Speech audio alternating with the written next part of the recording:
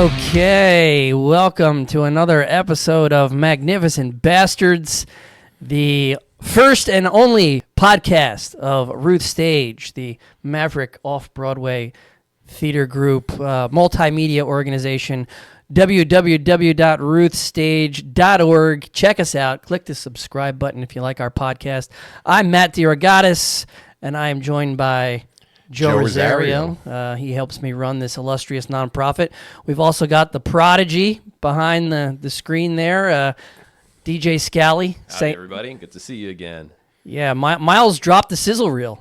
We dropped the sizzle reel. We had some blowback from it, which we're going to talk about later. Some people were upset with our new sizzle reel. And then we got to talk about my ongoing feud with Nathan Lane, of course.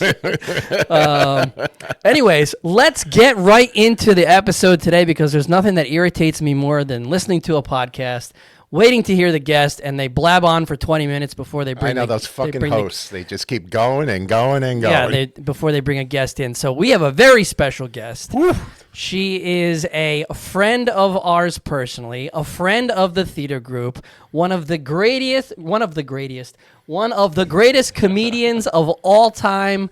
You know, it's funny because I was like a huge fan of her before I met her, so it was interesting, you know, meeting her eventually. This was, you know, years ago now, but we'll get into all that when we start. But ladies and gentlemen, the Queen of Mean, Lisa Lampanelli. Lisa, welcome to the show. Welcome. I am definitely one of the greatest people you've ever met. 100%. I mean, hopefully I'm not as grating as I used to be.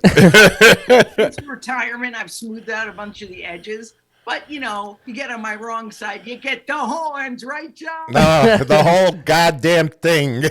Yeah, so how you doing, Lisa? How was your 4th of July? Oh, my God. I hate it. And I'll tell you why. There's too much pressure to try to do something. Ugh. So I did an experiment this year where I was like, I'm actually, you know, ever since retirement, my whole thing has been do less, you know, less is more. And I was like, let me just try to stay home, watch the parade on TV, be with the dogs. And yeah. I'm just like, you know what? It didn't work. Because like halfway through the day, I texted 4 friends and I was like, oh, you want to just come over and have some dinner? So I'm like, thank God I have enough loser friends who said yes. But there's just a lot of pressure to do more in life. And I'm resisting it as much as I can. Yeah, I'm with you 100%. I'm very much a homebody. You know, I was talking with my girlfriend about this recently, and she's like, you know, when I first met you were doing Cat on a Hot Tin Roof, you were like doing television spots, you're doing these interviews, you're doing this show, and you seem like such an extrovert. But now that I know you, like, you don't hang out with anybody, you don't want to be around anybody, you don't even want to hang out with me, you know? And I'm just like, yeah, I want to be left alone, I want to be by myself, you know, that person that you see during the productions, it's like, well, you know, you have to do that because that's the nature of the business, promoting the show, getting it out there, trying to sell tickets, trying to create buzz around your group and such. But in general, I'm very much a homebody. So same here, 4th of July. I just sat home and, you know, watched my murder docs that I love to watch. What about you, Joe? What'd you do? Well, you know, I think the problem with most people, going to what you were saying, is post-COVID. They feel that they've been locked up for a few years now, and now they have to get out all the time and make up for lost time that they had to sit home for 2 years. So they're just like rushing to do stuff. And I see that all the time. For me, I could give a fucking rat's ass. Yeah. It's like New Year's Eve. I don't give a shit. I'm home watching old WrestleManias. Yeah. Good. Hello. Goodbye. Well, you know what the great thing is that for the both of you, no one likes you enough to invite you anywhere. Exactly. No, I'm off the list because I keep saying no all the time. So they're like, they totally forgot about me. And speaking of old WrestleManias, Lisa, what do you think of my Macho Man Randy Savage shirt? I have Lady Wood. No, dude, I literally upstairs, I should have worn it. If I knew, I would have worn I have a Sergeant Slaughter. Oh, yes. Oh, my God, yes. And by the way, I'm not some pussy like you.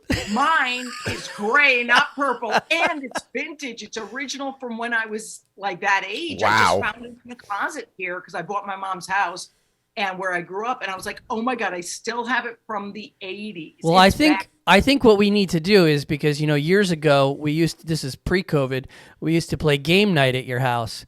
And anybody that knows me even a smidge knows that I'm a huge professional wrestling fan. So I think what we should do, the next time we do game night, everyone's got to wear a vintage 80s wrestling shirt.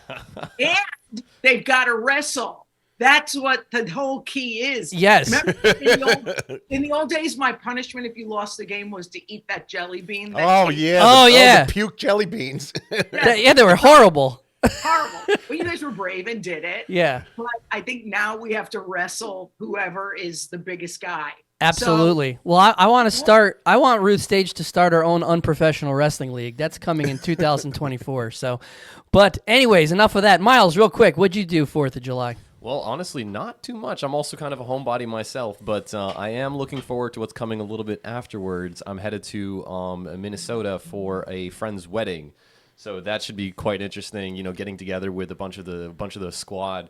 My generation, we meet a lot of friends online now, which seems to be like the trend. You meet a bunch of people on Discord and get together every once a year, once every other year. So that's happening at his wedding. That's I have never in my life looked forward to a wedding. I'd rather go to a funeral I than a was just wedding. going to say that. I totally try to avoid weddings, much less go to fucking Minnesota for one. Okay, first of all, you're totally racist against weddings. And I don't We are. Yes. I love weddings because it's basically a free, fun night of dinner and dancing. Exactly. And there's love, and you get teary-eyed, and you have a little moment. Exactly. Oof. And I'll tell you what, weddings are a lot more fun when you're single. That's Yes. the key to it. The only wedding I liked was when the Macho Man Randy Savage married Miss Elizabeth, and Jake the Snake and the Undertaker broke in with a python and ruined the whole event. That was my favorite wedding of all time. Well, listen, Joe will remember this wedding because he's elderly like me. We remember the wedding of Luke and Laura. On Oh, my General- God. Yes, we do. Yes, we do. I don't know that one, and I'm not. Oh, my Spring God. General Chicken. Hospital. They were the couple. I was an All My Children guy growing up. Oh my God, I loved it too. I loved all the ABC ones. Now they're all gone. It's like the end of an era. It's super sad. Yeah. I remember when I stayed home from school, if I was sick, my mom was always watching All My Children. So I'm like, well, I guess I got to watch All My Children, Tad and Dixie and, Susan You're Lucci. not going to remember this, but you must remember Ryan's Hope. Yeah, That was like a big battle one, axe too. Remember that battle axe from Orange is the New Black? Yes. Young? Yes. And that war horse, the way she is had that nice comeback in Orange, I thought was terrific.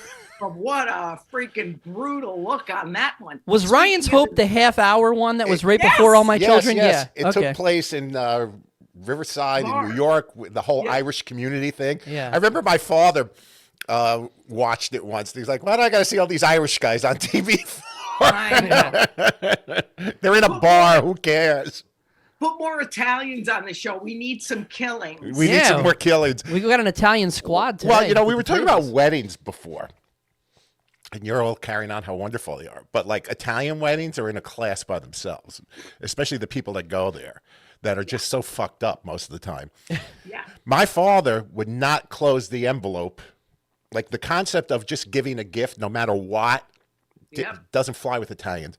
Right before it's time to go and you give them the envelope, you see all the Italian guys going into the bathroom and deciding either to take out money or put in an extra 20. Based on how good the wedding How good was? the cocktail hour was, or how good the food was, or how good the service was. It had nothing to do about giving to the happy couple. Right. It had to do how good the service was. Joe, if they don't have a nice Venetian table, The Venetian it's not table is it. 100. You can have a horrible filet mignon, but if the Venetian table, the shit that they take home, because at the Venetian table they always What's a Venetian table? dessert table. Oh, okay. Basically, they call it a Venetian table. It's just like piles and piles of dessert. Oh, yeah. And they come out with take home trays that you could take home. You got to see these guineas, man.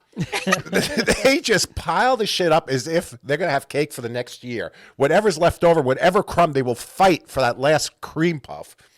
I saw Well, it. Joe, Yes. my mom would take it and put it in the freezer, and then you serve it like throughout the year. Yes, yes. It looks like you're fancy. My grandmother used to freeze birthday cake, and when she had company, she would take out birthday cake. And it would still have the writing on. I'm like, no, you can't do that anymore. And she would just like scrape the writing off the birthday. I love that. my hero. Skalli, you have no Italian in your DNA, right? No, I'm not ethnically Italian. My Because last the three name's of us all Skalli. are Italian here. So yeah, actually, my last name's Skalli. Is an Arabic word, right? And it means the Sicilian in Arabic. Oh, wow. So there's probably some Italian heritage in me, which is probably why I'm so white. But like Mediterranean white, I'm like tomato white, not potato white. You know? Right. But what you guys are describing, a lot of it happens at Arabic weddings too. I had this one table. I was working this wedding. And they actually had like a sponsor table where they had some businesses there. That's how they offset some of the cost. And I had these like, Kiss chocolates at my table. And as soon as I left to the bathroom, on my way back, I see these Daisy aunties walking over to my table and literally shoveling these chocolate kisses into their bags to take home for later. They're complimentary chocolates. You're supposed to like write your email and take one, So yeah, no stranger to having, moms, take cake and put it in their purse, I saw an old woman go up to, they had this chocolate fountain that you're supposed to like dip the strawberries in and take up. She was clueless on what this thing was. She comes up with a cup that was like this big, and she's filling up the cup with the chocolate, thinking that it was like some drink. And she takes a swig, this old Italian bitch. She takes a swig and she's like, like, what the fuck did you expect? That was like me the first time I ate sushi. I didn't know what that little green thing was. Oh, so I man. put the whole wasabi in my mouth, and literally it was like a cartoon character. We've done that to a Steam friend. coming out of my ears for about 20 minutes. I was like, holy shit. We told a friend of ours that it was Japanese ice cream and he should save it for the end. Oh, that's funny shit. Well, first of all, Joe, about that chocolate fountain, I thought I apologized for that shit. So thanks for Thanks for bringing it up. second Matt with the freaking what is that stuff called? Wasabi? Yeah. You'll never be accused of being the smart one, will you? Like I was very impressed by your depth of acting, which requires intelligence. So I said, he doesn't lead with that in life. It was fantastic how your performance was, though, I must tell you. Well, we could tell you this now that the show's over. He had an earpiece. Yeah, Joe was feeding And I me was my feeding line. him all the stuff Joe that was he needed to feeding me my do. line. Trip now. Fall off the crutch now. Drop the crutch, damn it. No, are you serious? No, No. of course we're kidding Oh, around. okay, because I was thinking then I could be a great actor. Nah, we're teasing. We like to tease. And Yes. so do you. So on that, let's Yes. let's Nice segue. yeah, let's get into what today's show is all about. Our guest, Lisa Lampanelli. Lisa, we've been friends about 10 years, and it's interesting because I know. some of the questions that I'm going to ask you today are things that I wanted to know that it never came up in regular conversation. I've gotten to know you as a person, and you're such a great person. And the one thing that struck me when I first met you was how there's this other side to you that is different from what everyone has seen in the stand-ups and the roasts and such. There's something very therapeutic about you when I first met you, and I'm like, you talk about me being a moron and not leading with intelligence, but actually it was the total opposite with you. I was like, oh, she's probably a moron, but she has all of this great intelligence when I first met you. And I was like, wow, Lisa's totally different than this sort of character that she Right. portrays. And I'm a huge pro wrestling fan, as I said, and I always think what makes a great pro wrestler is the real life personality turned up to about an 11, Yes. And I feel like there's definitely elements of this stand-up comedian that we see in your real life, but obviously with the act, you turn it way up to an 11. And the one thing that I want to know is, how did it all start for you? How did you get started in stand-up comedy? Was it something that you always wanted to do? Did you have a waitressing job and you're like, this fucking sucks? Like, No. what happened? Well, first of all, I always said about those characters we create on stage, and that, like, say, a Norman Lear would create on Archie Bunker, or a Larry the Cable Guy, or Dan Whitney creates Larry the Cable Guy. I was like, it takes a really smart person to create a stupid character, because it has to be believable. It has to have some empathy. It has to have a lot of relatability. So I think stand-ups might be some of the smartest people in the world because they have to create that thing.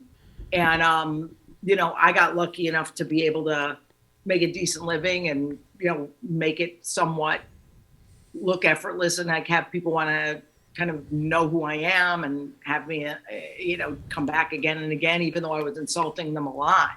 So I was really glad.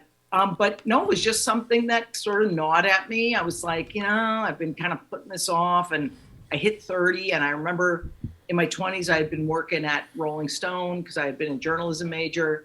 And I said to this guy in the research department who was funny, I said, "Oh, Steve, I always wanted to try stand up." And he goes, "Oh," he was Jewish, Steve Futterman. I loved him. He goes, "Oh, it's horrible, horrible. Never do it because it's all about you. It's so narcissistic. You get all the attention." And I was like, "Oh, sign me up." Because that's why I never did improv. I didn't do a lot of acting because I didn't. My damage was I wanted to be seen. Like I wanted the whole stage. So I was lucky enough that I was out in Connecticut doing something, and I saw that this guy was teaching a little stand-up class on how to put together 5 minutes. And luckily, it was a great set for a beginner. I was like, whoa, okay, that's a sign that I should at least do it again. So it just kind of did again and again and again. And as you guys know, in anything, you just practice, practice, practice. You have your awful days. You have your days where you just are like, I'm quitting. I hate this. And then like little things start to happen and you're like, oh, Rich Voss once said to me, always look at your career and go, is it better than it was a year ago? And if the answer is yes, you should probably keep going. And I was like, wow, that's really good advice. So yeah, I just kind of kept it going, and thank God for the world. It took off, and I was such a gift. You're welcome. Well, hands down, she was a gift. Totally. Totally. I mean, I remember, in the early 2000s, my family had, they were friends with this couple in Brick, New Jersey that had a son that I was friends with. And we used to just watch her stand-ups, and my family lost touch with that other family. But my mom would always say to me, oh, my God, imagine if Rosemary knew that, like, you're friends with Lisa now, like how much she would have loved to have met you. But like I said, we were huge fans before, ever got that chance to meet you. When this was all going on for you, give us a time frame. This was what, 90s, 1990s? I think I always start things too late. There was an 80s boom in comedy, and I wasn't, even aware of comedy at the time. I never watched stand-up. I didn't care. I just did watch those Dean Martin roasts years ago, and when I was a kid. And then in the 90s was when my first nephew was born, and that was when I decided to take that comedy class. So 90s, and I would say I was in the business like 31 years, I think, or 32 years. Yeah, so it was crazy. I was like, I think I had a really good 15-year run of fame and money, and that's like, it's good and it's bad. I think the only real thing that money's valuable for is therapy, because you get to figure out why you're such an attention whore that you needed to be a stand-up comic, and kind of figured it out. And then you kind of don't have to do anything except be and live. So yeah, it was 90s, 2000s. And then in, I think 2015 is when I was like, went on Howard Stern, and retired and did my last roast ever. So that was great. Wow. Yeah, no, that was right around the time that I met you. I remember 2015, I think 2016, I remember you doing a show at Count Basie we were at. Mm-hmm. And then I remember you did the show at Woman's Project, and then... That was the play. That was the play. That was in the fall of 2016. And then after that, I think that's probably around the time that you had decided to, move your life in another direction. In those early years, how much time and effort and, oh, fuck this, I'm going to quit. Like, how long did that go on for before you really got that first break and you're like, okay, you know what? I am going to stick with it. Was it 5 years? Was it 10 years? 3 years? I think it was like 7, 8 years. And I remember Seinfeld saying something like, in the old day, like he did an interview where he said, at 15 years is when you get your big shot. That's like in the old days. Like now you could be on TikTok or whatever, and there's a lot of different, better ways of making it. This was like the time you made it by being on TV, and that's it. Like there was literally no other way to make it. So I think it was like Friars Club roasted Chevy Chase was a big deal. That was my first TV thing. And then everybody seemed to notice. And I just kept asking, getting asked to do roast, getting asked to do specials, and having go from clubs to theaters. So it takes a long time. Like, people don't get how long of a journey it all is. Of course. And you can't be impatient. I mean, I was, but not enough to. Chris Rock said there's no shortcuts. And No, definitely so not. right. He's so right. Your moniker, the Queen of Mean, was that something from Jump Street that you did, or did it evolve over time as your comedy got better? I mean, was it something that you right out of the gate said, this is what I want to be, an insult comic, or how did that come about? Or was it all natural? This stuff just came to you. Right. No, I think I remember Roseanne saying something about how you never, no, who's a comedy coach I had right in the beginning was like, you never sort of end up where you think you're gonna. So you don't like say to yourself, hey, I'm going to be an insult comic. Hey, Roseanne didn't say I'm going to be the domestic goddess, whatever it is. It kind of evolves and you just notice. So I would notice that after every show when I'd listen, we had cassette tape back then and you put them in the car and listen to it and write down your jokes or whatever. I noticed the only time I was really laughing and getting a kick out of myself was when I was making fun of the audience and they were really into it because I was the age that you could do it, meaning like I wasn't some young kid like trying to be a big shot. And I had the warmth, like Rickles, my hero, to kind of get away with things. And I was just like, well, that's what I want to do. Like, if you notice you like it and the audience likes it, dig more in. So that's why it just started to roll. And I remember once I was doing a show in like some godforsaken place, like Lansing, Michigan or something. And I go, I need a nickname. Like Don Rickles has a nickname, Mr. Warmth. And I'm like, well, one of my friends who's a writer, and I was like, we need to do something. And he's like, we workshopped a bunch. And he's like, how about comedy's lovable queen of mean? Because you're lovable, but you also have the meanness, but it's like a double-edged sword. So I was like, oh, okay. And so then I said to the New York Times one day, oh, they call me this. So even though I kind of called it to myself, I was like, they call me. And then I was like, the New York Times said it. So I knew how to work the media a little bit. And I was like, well, the New York Times said it. It must be true. So it kind of stuck and it was very cool. Oh, that's cool. You know, I remember one show that I saw you at. It was at the Borgata. Yeah. I was with you that Yeah. day. We ate at Old Homestead. We ate at before. the old homestead. Yeah. It was a great night. It was a lot of fun. Yeah. And I was sitting in the front and I looked and I took a picture of everyone behind me and the place was packed with Jersey people. Yep. And you got on stage and it's not just the jokes. This is why I want to make this point to a lot of people. It's not just the jokes. You got to know how to handle a room. Sure. And this wasn't just a room. This was a gigantic football field behind me filled with people. Thousands of people. Yeah, that were either drinking, gambling, pissed off that they were losing. Everything was in there. And she had that audience right here. And when she was done, they wanted so much more. I'm like, she just fucking told them all off, called them every name in the book, and they just want her to stay and give them more shit, which I think is in itself a feat that a lot of people can't do. And that's why what you do is so unique. And I have to agree with you. In order to do that, and this I'm saying from knowing you personally, Lisa is a really smart person.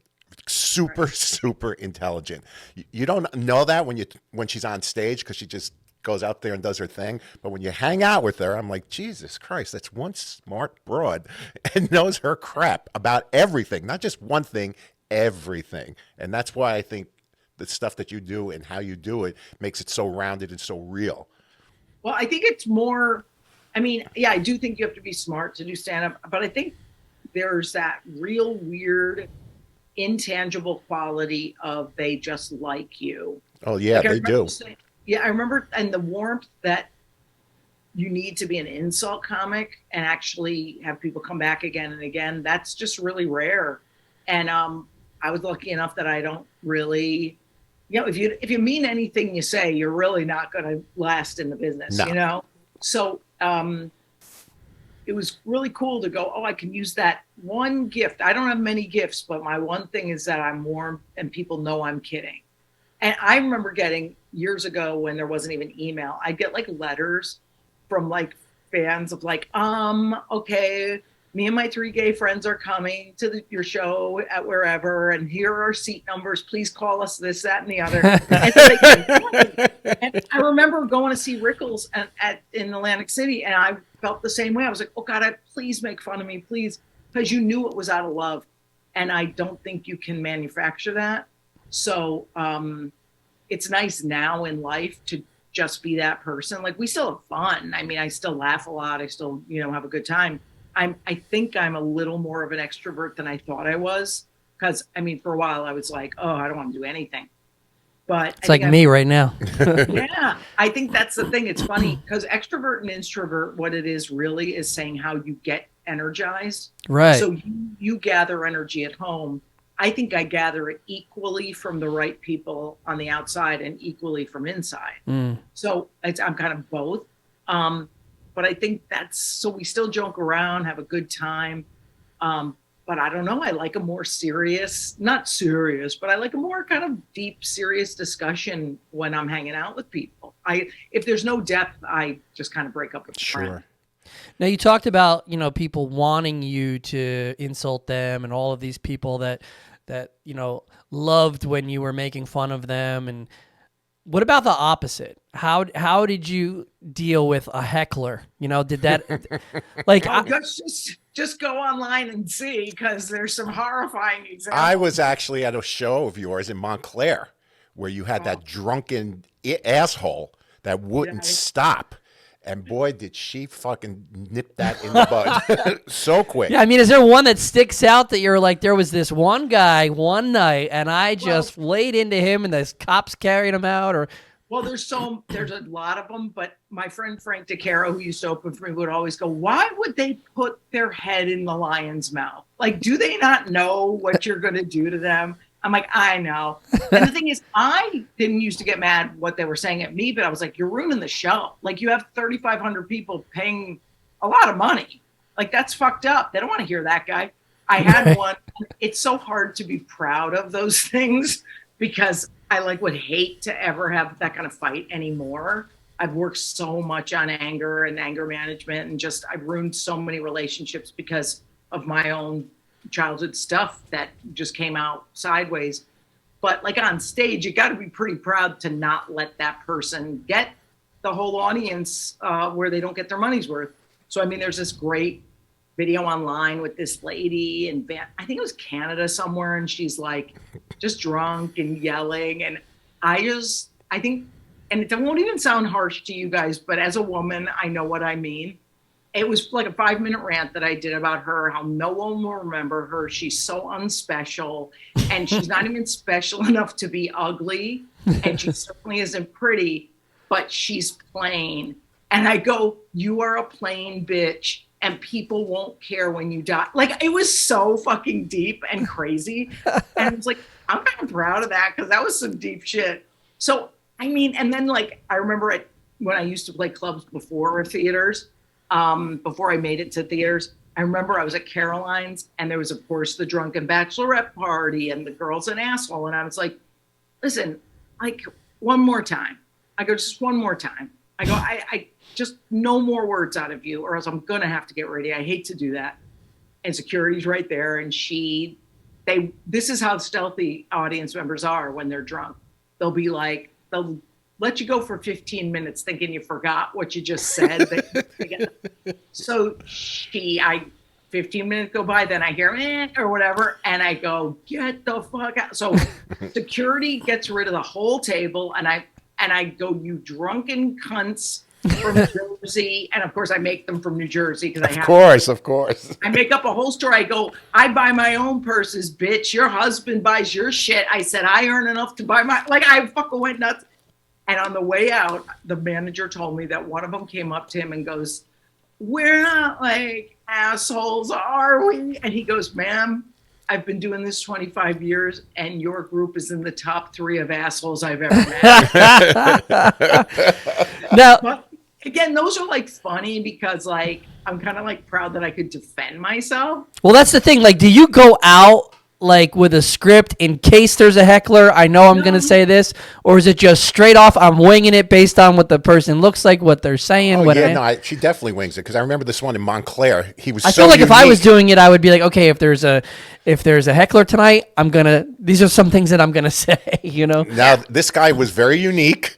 He was his own personal asshole style, Yeah. and like when he came on and started, we're like, holy shit, this is not going to end well. Yeah. And she just went right at him and just put him right in his place. And then all of a sudden, like you said, you have 3,500 people that they're cheering you on to feed him to the lions. Like they wanted to kill this guy when she got done with him. Well, the thing is too with that, it's like again, I think what people sometimes don't get, at least when about my rants and shit, it's protective. Like I have worked a lot on myself, especially the last 5 years since retirement, and my protector just comes out. Like, I mean, I can defend anyone. So I think it came out because these people were ruining it for somebody else. And yes, sometimes you're just angry that they're not making fun of you, but like fucking with you.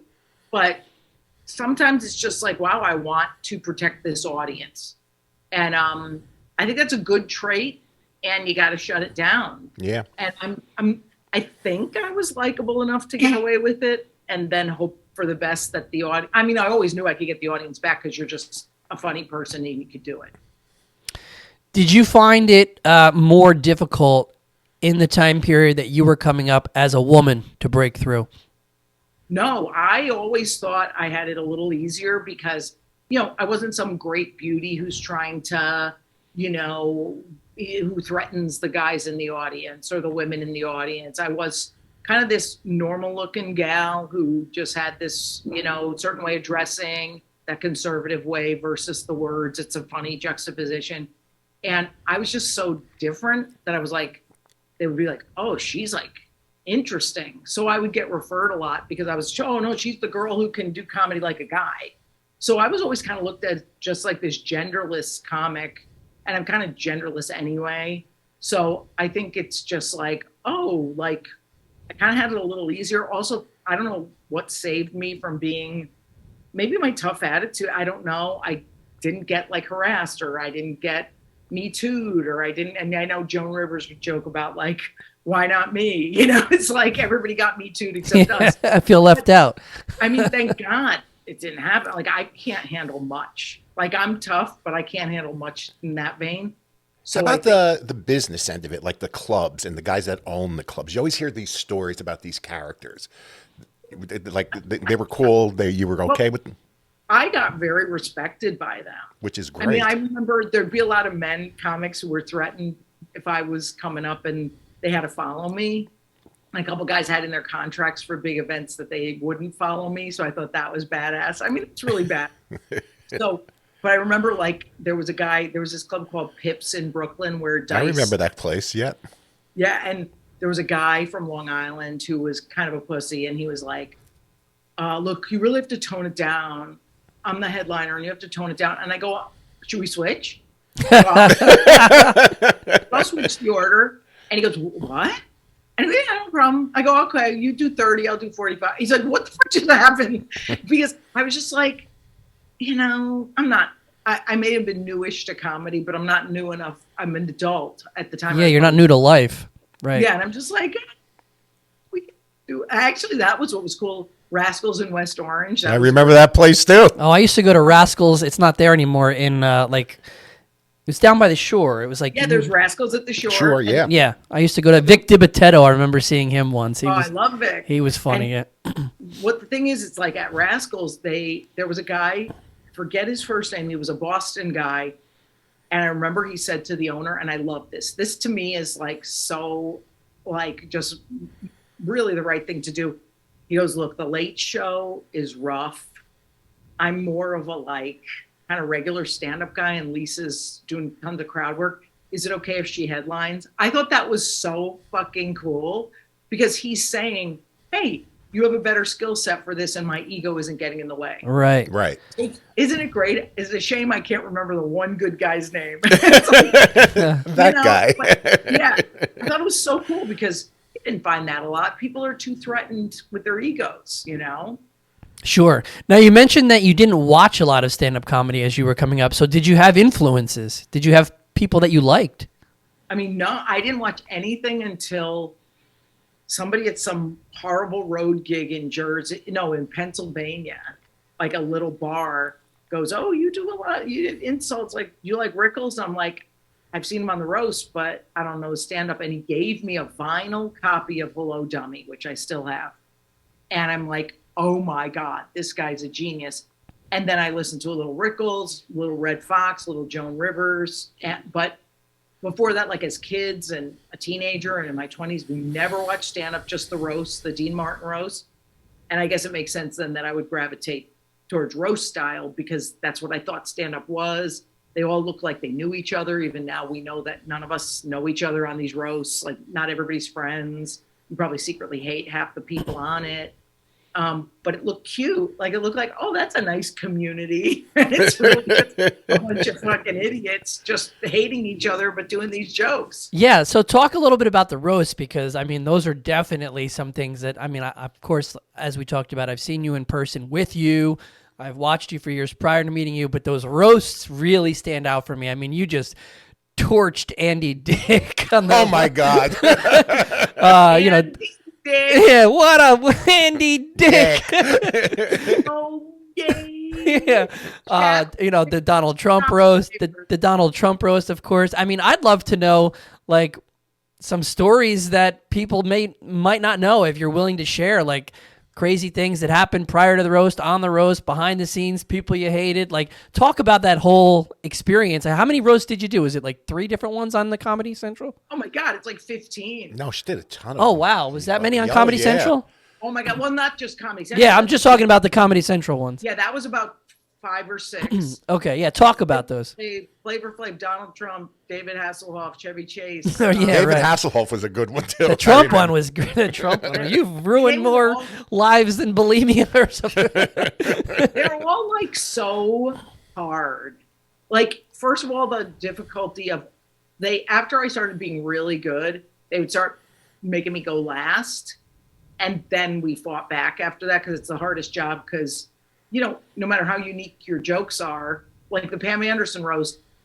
That was a good one. That was a very good my one. jokes about her boobs are even better than the last 12 guys before me. It's still a boob joke and it's not gonna. They've heard it, right? So I'm sitting there like I'm working way harder than a lot of these people, and I get it. But then after a while, I was like, I'm not doing the roast anymore. It's too hard. It's like I want to get paid extra, and I want to go first or third. Like there's no reason like Jeffrey Ross gets to go fourth all the time. Like why not me? So I agree with you 100% on that one. yeah, The Jeffrey and Ross. the thing is, I love those guys, but they got all the easy spots. But then if they paid me double, sometimes I'd be like, okay, I'll go last. Then it's worth it because you have the money, you get additional writing help. You know, you just have. I would sometimes have 25 pages of jokes versus everybody's 3, because I was like, I got to be crossing out. Right. If somebody hits a joke that you want to say, right. Yeah, if you ever zoom in on the roast sometimes, or when they're going to commercial break, you'll see me looking down at the papers with a pen, like crossing shit out and reordering it and everything. Because like you have to do, it's a part of the night. So I would never say any of it was fun. It was fun having done them because you get bookings and you get more fame, which gets you more money at your gigs and more tickets are sold. But I never viewed a lot of this as it wasn't miserable. Some were miserable, but it was never that much fun. Wow. Because it looks like such a grand old time. I mean, you know, you're just laughing your ass off. I mean, But I could Greg see where- Greg Giraldo had some, you know, great moments on those. Think about how much work it is. Like, Yeah, I mean, I could see. Could you imagine? You're all prepared. You go down this roast, and especially if you're going on last, and there's 12 people in front of you that are fucking up the whole room, yeah. and you're sitting there and like, my jokes are not going to work now because these fucking 12 guys Right. just fucked everything up. Right. And they're not, and so you're scratching out and you're changing jokes and you're going along. I could see where it could be totally nerve wracking, where there's stuff that is so out of your control because of what's going on before you. But to me, the finished product always looked great. You know, there's always like a lot of drama and stuff behind the scenes that you don't know about. I mean, certainly we had that in our Cat and a Hot Tin Roof productions. I mean, we joked around before that I was wearing an earpiece. Joe was actually wearing an earpiece. I was telling him how to direct all the shows. So I don't blame you because Joe is virtually talentless. right. And So feel I had to say, Joe, tell Allison to sit here. No, she's got to Courtney's got to amp it up more. So, you know, there's a lot of stuff that happens behind the scenes that you don't know about. So little known fact, Joe was wearing headsets and I was directing from the stage. And I was getting texts too. Yeah, I was texting him behind the bar. I'm like, Joe, you got to I tell. think a lot of times people think entertainment's a lot of fun. Yeah, exactly. I mean, it was the summer production was fucking miserable. Oh, and, my God. And it's like, you know, you're talking about these roasts, but the finished product, it looks like, well, wow, this was, you know, you guys put on a great show, or wow, this roast came off fantastic. But the stuff behind the scenes, and I mean, that's always the most interesting to me, I think, is like, well, what went on behind the scenes, you know? Right. I mean, you know, with me, it was mostly just keeping my head down and working. Like back then, it's like, it's not fun. And also you're a woman, so you have to like hair, makeup, you know, outfits, and just all this stuff is so labor intensive. And I can honestly say there's not one thing I miss about being in the business. There's nothing. Wow. I could not even think. We'll get to that. We'll get to that shortly. We would definitely want to touch on that. But sticking with the roasts, when you roast these people, right? Pam Anderson, Donald Trump, Flavor Flav. Do you know them personally, or are they just like, hey, we're doing a roast of David Hasselhoff. You want to do it? That's what I love about the roast. They make it seem like the people that are roasting Or they're friends. They're friends. Like, I'll call you later, David. Right. Yeah. No, we know the other comics. That's why I always love Jeff and Nick DiPaolo and and Greg and all those guys. But you don't know these celebrities. And a lot, like now I'm sure Jeff is like friends with a lot of the celebrities because he really is affable. He loves life. He loves being extrovert. And I would just like be kind of shy and not really talk to them that much. So no, we didn't know anybody. And like and the shit you're saying is so crazy. Like I said shit that, I mean, it's nuts. Like you couldn't say that shit now. Like, and I also used to get really mad when I'd have a great joke, but they'd cut it out just for time. So like I had this one joke and it's probably not even that great, but I don't care. It never got to air and I loved it. I do it for like every old person. Tell us. Jerry Lewis, and I did Jerry Lewis's roast at the Friars Club. I did the, Betty White, and I would always say Betty White is so old. I said something like they wanted to do an E! True Hollywood story about her, but they couldn't get the rights to her cave drawings. Those are like so funny and clever, and I always got mad that they didn't put them on. I remember Al Roker he used to always say he was coming to all the Friars Club roasts, like for Pat Cooper and for, who was it? Betty White, like all of them. And Trump even. And he always say he'd show up and like half the time he wouldn't. So I'd have a bunch of Al Roker jokes. And then I had to also write, what if Al doesn't show up jokes? So one was Al Roker wishes he could be here tonight, but McDonald's just announced they're re-releasing the McRib. And that works fat or thin for Al. I remember the one time, okay, this was the craziest shit. The Friars Club calls me. I had a weight loss surgery in 2015 or something like that. I can't remember. And no, God, way earlier, 2012. And I was really sick because right after you're just insanely got no energy, you're horribly undernourished. It's awful. Friars called me. They're doing Betty White. And I go, I cannot. I'm so sick. And they go, is there any way you could do it? I said, under one condition, you tell no one I'm coming. I'm not sitting there on that dais being made fun of. I can't physically take it. This is just a horrible illness I have right now. And I go, and I walk in as a special guest, do it and walk the fuck out. It was the greatest thing. Talk about having an earpiece. I had a friend of mine in the audience who would text me if any jokes were already said that were similar to mine. And I'd go, okay, I got to cut the one out about The this. earpiece is a very, it's coming up a telling lot you. today. I think we're going to have to Yeah, use that it next works. production. Yeah, so it was great. So I walked in, everybody about fainted. I did the roast, walked right back into the car and left. It was the best experience I've ever fucking had. Are there any cities that stand out to you like, oh, fucking Cleveland is awesome, or I loved Austin? Like, Or are there I any, hated this one. or I hate Denver, or anything, any city that you're like, the people there are fucking great. No, I remember in the beginning, I was dating a comic, nice guy, and he said there's as many dumb people in New York as there are in, Alabama. There's many smart people in, Minnesota as there are in LA. He goes, folks are folks. And I never forgot folks are folks. And there's smart people, dumb people. Yeah, law of averages, right? Yeah. And you just kind of, everybody's the same. Like there's literally like, New York was always better because I did insult comedy and there's big ethnic mix. So that's a lot better. I remember I taped a special, one of my HBO special, was it? Or one of them in Seattle. And that's so fucking white there that they don't even take their coffee black. And I was like, what am I going to do for audience? Because I mean, my whole thing is insults and we're taping it for Comedy Central or HBO or whatever. So thank God there were few people came in, but it's really, that's to me, I needed an ethnic mix, but I'd make it work if there wasn't sometimes. You talked a little bit before about some of your jokes wouldn't fly today, and I know Joe wants to ask a question about today's culture. So take it away, Joe. Yeah, I'm looking at what's going on today. There's a lot of people that get silenced, a lot of people that get canceled. I don't think there's the freedom to be funny like there used to be. Mm-hmm. Would people like yourself, even a Mom's Mabley, a LaWanda Page, the Phyllis Dillers, the Joan Rivers of their time, how would they fare today if they were coming out today? I mean, you think they could still do what they were doing and not get like screamed at by people? Not get canceled? And not get canceled up? I mean, I don't know. Like it's tough, right? Well, there's comics out there who still do whatever they want, and that's right. Great.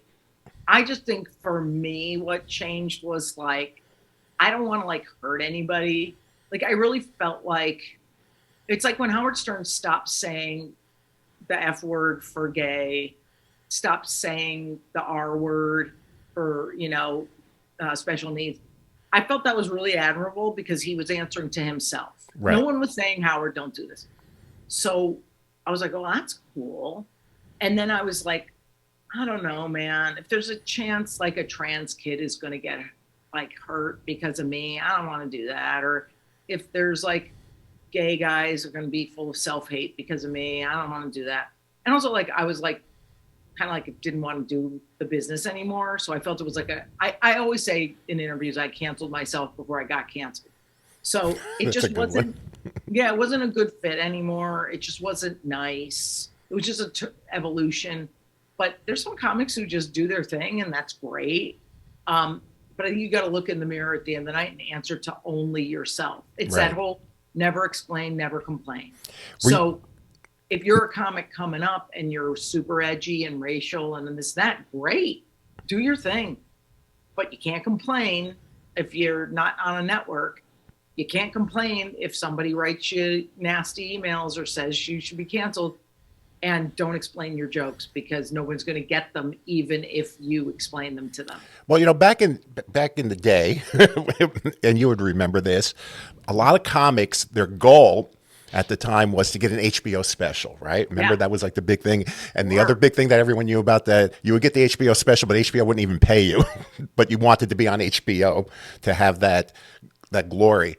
Now, do you think in today's world, HBO, would they be so willing to give these guys a chance if they are, like you said, they might be canceled, things like that? I mean, I thought back then HBO went out of their way to find these comics and put these comics on.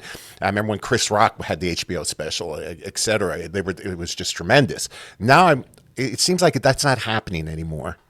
No, HBO is for stars. and that or very. The sad thing is, it's not even HBO anymore. It's just Right. Max. Yeah. Oh no, well, even though the regular HBO, like when I got an HBO, I think I had 3 Comedy Central specials or 2, and then we got a HBO special. And I remember HBO and Comedy Central both wanted this one special, and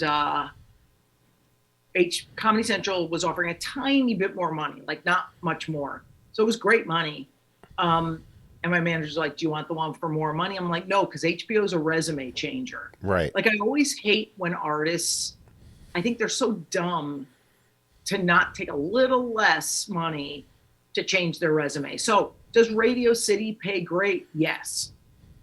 And it's a great resume changer. Carnegie Hall doesn't pay as well. I mean, at least in my experience, but it's a resume changer. Like it's nice. It's a cute thing to have on there. Like appearing on the Stern Show. Of course it doesn't pay anything. You're a guest, but worth doing it. So the short-sightedness of artists to not promote or not kind of go for the little shorter money for the long-term benefit, I always think is kind of dumb. But the HBO specials now, I mean, I think Sarah Silverman just had her first one, which shocked me that I had one and she didn't, because she, to me, is perfect for them. Right. So I think they'll go with stars. I think that's, or up-and-comers who have a nice diversity element, who are really voices that should be heard. I think it's good. But would my comedy fly on HBO? You can't even find it out there. No, Like, you can't. HBO is so scarred by the fact of what I said on that show that they're just like, oh my God, we got to bury this thing. So, but it still got paid. It still made me famous at the time, and it was fine. Were you ever offered something that you turned down and regretted afterwards? I'm a grown up. I am so Good girl. no, because I turned down a lot of stuff, but I know what's right. Like Right. I just know in my gut. They offered me, of course, the Joan Rivers roast, the Bob Saget roast, and I turned them down because I go, no. In my gut, I go, it's so much work, and nobody's watching these 2 things. And if you notice, they never really rerun those. No. In my gut, I just knew it. I think because I was older than a lot of comics, I didn't grab as much. You know, there's some things I took that I wish I hadn't. Like I did that David Chase movie, and I thought I was awful. And I feel really regretful of that I wasn't a good actor. And again, you'd watch it, you wouldn't even notice anything wrong. I know there was something wrong with my performance. I know I wasn't good. Whitney Cummings was kind enough to put me on her TV show. I was terrible. And I was so ashamed of that. But I had to let go of the shame. I was this person who kind of thought I could do it. I can't memorize. I'm terrible. I really have a mental block with it. I was like, okay. So I guess that's not a skill I have. So, but I was really proud of myself that I took 2 Broke Girls, because I was like, oh, I was actually good in that, because I think I spent a week drilling it into my head, you know? So there's some things that didn't come out right. But I think most people will go back. I mean, I can't speak for everyone, but you hear certainly a lot of actors, and I feel this way too. Like, you don't really want to go back and watch what you did, because you're going to just tear it apart and think that you suck. So just because you thought that you were not good doesn't mean that other people didn't say, hey, Lisa's got some chops. She was really good. So maybe you were just being a little hard on yourself there. Well, I mean, the thing is too, David Chase has resting bitch face. He is. Well, Joe knows David Chase. Yeah, I mean, I'm sure he's a great guy, but as he is fucking formidable and intimidating, and you cannot get a smile out of him. I mean, he's on set. The words have to be perfect. I like a script where if you say instead of the, it's okay. Like with him, you can't, which I fully respect that. I respect writers more than anybody, but I don't work that way. So I just have to know my limits. Like a couple weeks ago, because I've been living without a goal for a lot of years. It's much more pleasant. It's really happy. My only goal now is to be useful and help, my family, friends, other people, whatever. But a couple weeks ago, I was watching Barry. I had finally binged the whole episode series. It's spectacular. And I was like, the way he wandered into that beginning acting class, I go, if I had wandered into a beginning acting class, I bet I would have felt better about myself, because I would have learned the foundations. So you are not going to believe this. as a hobby, I fucking signed up for a beginner acting class. Like I've been on TV a million times. I did that Yale program in the summer. I fucking took years and years of acting, but never felt like I had footing because of my unpreparedness of doing it in the right order.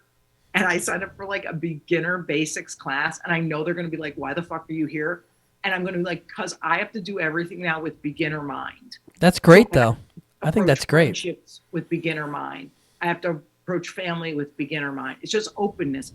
So I start this acting class in like 3 weeks, and it's cracking me up that it's probably going to be just warm-ups and stupid shit. And I'm like, oh, then you go on to the next one if you like that as a hobby. So again, I think I always felt I didn't get that foundational stuff. Do I want to be an actor? No. But at least if somebody calls and they go, hey, does Lisa want to do an episode of ... I won't feel so unmoored. I think Miles had a question. I heard him getting ready to say something before, right, Miles? Oh, yeah. I was just kind of doubling back on that HBO thing because I also personally Miles, let's see you. Sure. Let me pull that up. I got to move the cameras around in order to pull Let's that see off, Miles. but here we go. He's got the good camera. There we go. So on HBO, we did the HBO Rock and Roll Hall of Fame back when I was, still doing auditions and acting. And it's funny you mentioned that they don't really they pay you basically in credits, exposure, because that's exactly what happened. No. That's I don't even know if that's true because I got paid great and I was not a major star. Yeah, I see, that makes one of us. I don't. Only Ruth Stage pays an exposure. But Miles isn't a major star. See, that's the big difference. Yeah, we did. So the position that we had was they invited a bunch of actors to be stand-ins for this Rock and Roll Hall of Fame. Yeah. And of course, stand-ins, you basically get paid like an extra. But on their offer, they were basically advertising to oh, you could be a stand-in, you could meet Janet Jackson, you could meet Duran Duran, just come in and be the stand-in for us. But at the end of the day, it's a job. You're trying to make it in New York City. You're trying to live. You're trying to pay rent. So it was just one of those things that felt pretty similar to what you were describing as far as HBO going out there. But it's not HBO because again, in my experience, they pay comics upwards of millions of dollars for specials. Wow. I did very well, and I think it's great. I think a lot of actors, sadly, and comics and musicians have to do a lot of free shit. Oh yeah, definitely. I hate it for them, and I hated it for me. But that end goal in mind, obviously, is really what you have in mind, and it just fucking sucks all the devalued jobs people have to take. But I guess that's the way it is in all jobs. The guy who's a surgical PA, does he get the pick of, the shifts? You know what I mean? When you're doing residency or something. Right. So I think basically we do what we can not complain about and we turn down the rest. That's what I think. Yeah, you got to do the work that you want to have essentially for free or for less in order to then get more work in that field. I'll take it a step absolutely. further. Better yet, you shouldn't be afraid to turn down work because there's a lot of people out there. I know a lot of actors that will take anything. They'll be working 12 hours for the day and not getting paid a cent.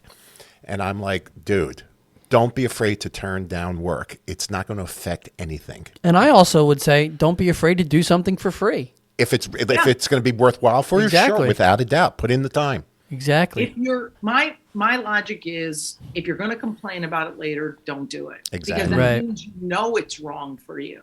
Everybody should go with their real gut. I don't mean habit. Habit is just if you're a people pleaser, you're going to say yes to everybody. But if you go with your actual internal power and knowledge and what you really feel, you'll know what to say no to. So I think with the David Chase movie, I was just so flattered that he called me in. I auditioned, but not because I had to. He was just like, oh, I love her. HBO, he saw the special and was like, I want to meet her. And then it's like, oh, okay, I guess I'm doing a movie now. And you just go, I probably should have been like, I can't handle the breadth of this work. I got offered a huge part in a play in the Hamptons last summer, the Bay Street Theater, which is a great theater. and Jason Alexander was directing it. He remembered me from one of the roasts. I think it was William Shatner's roast. And I got that script and I started sobbing. It was so fucking fantastic, but the part was so huge, and I know I can't memorize. What was the play? Do you remember? No, and it was. I'm sure it was on their season last year. And Cat on a Hot Tin Roof. Were you Maggie? Maggie.